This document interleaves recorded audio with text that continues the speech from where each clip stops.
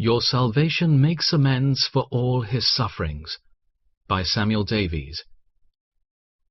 He shall see his seed, he shall see of the travail of his soul, and shall be satisfied. Isaiah 53:10 and 11. Jesus is now exalted to his throne in the highest heavens, and from thence he takes a wide survey of the universe. He looks down upon our world, and beholds kings in their grandeur, victorious generals with all their power, nobles and great men in all their pomp. But these are not the objects that best please his eyes.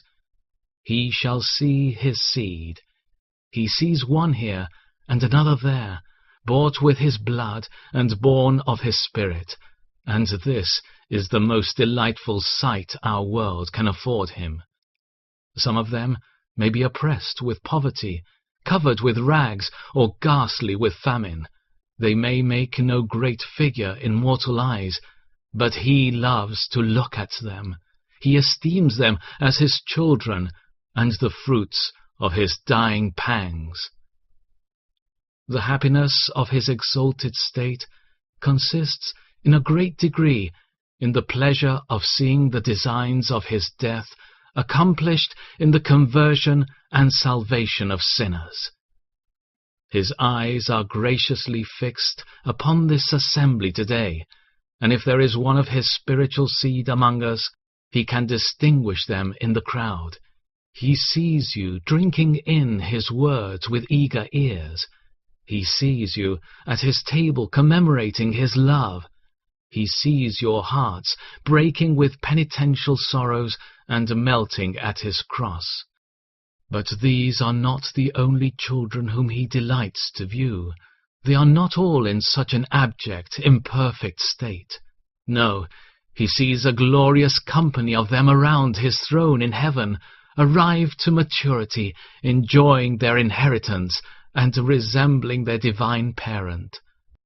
How does his benevolent heart rejoice to look over the immense plains of heaven and see them all peopled with his seed! When he takes a view of this numerous offspring sprung from his blood, and when he looks down to our world and sees so many infants in grace, gradually advancing to their adult age, when he sees some, perhaps every hour since he died upon Calvary, entering the gates of heaven, having finished their course of education upon earth, I say, when this prospect appears to him on every hand, how does he rejoice! Now the prophecy in my text is fulfilled. He shall see of the travail of his soul, and shall be satisfied. If you put the sentiments of his benevolent heart into language, methinks he would say, since my death has been so fruitful of such a glorious posterity, I am well satisfied. I desire no other reward for all my agonies for them. If this end is but answered, I am fully satisfied by my hanging on the tree for them.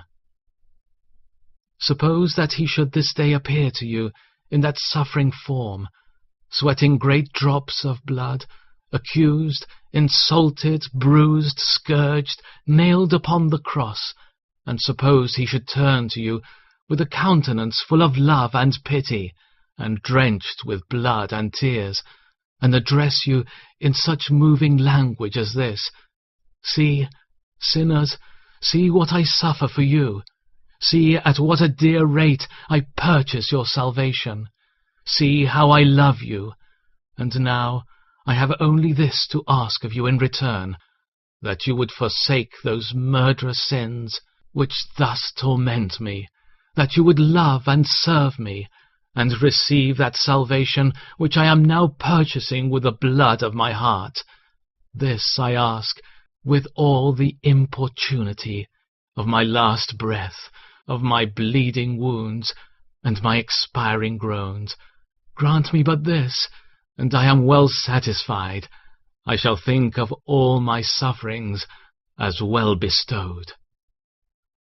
O sirs, must not your heart melt away within you? to hear such language as this. See the strength of the love of Jesus. If you are but saved, he does not begrudge your blood and life for you. Your salvation makes amends for all his sufferings. This he accounts his greatest joy, a joy more than equivalent to all the pains he endured for you. He has full satisfaction for all the sorrows you have caused him. But alas, if you are not saved, then you will perish forever under the weight of his righteous vengeance, and he will rejoice over your damnation. He will glorify himself in your destruction. The flames of hell will burn dreadfully bright when he will please himself in the execution of his justice upon you. Alas, is the happiness of heaven the only kind of happiness that you are careless about? Is the salvation of your immortal soul the only deliverance for which you have no desire? Alas, have you become so stupidly wicked? He shall see his seed. He shall see of the travail of his soul, and shall be satisfied. Isaiah 53:10 and 11.